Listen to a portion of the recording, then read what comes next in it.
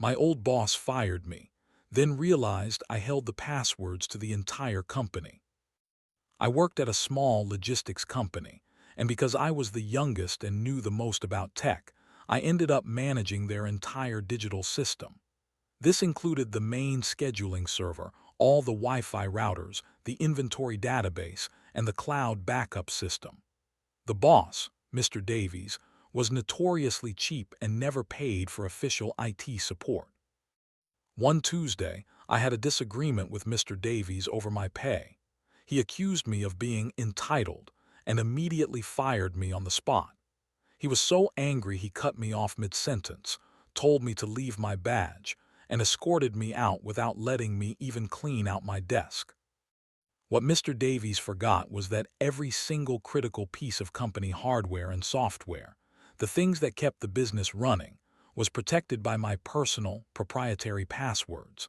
Passwords like Go Packers 2019 and David Sonsucks 2. The new system I was supposed to implement that week was also encrypted with a key I had saved on my personal laptop.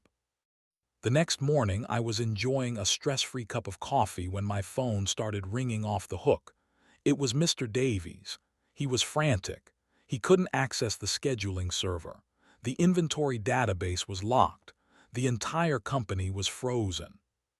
He demanded I give him the passwords immediately. I politely reminded him that I was no longer an employee, and providing company services would require a consulting fee.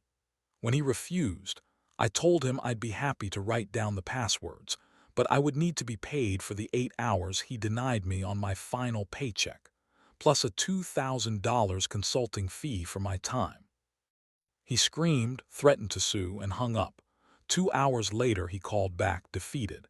He agreed to the full amount. He paid my missing wages and wired the $2,000 immediately.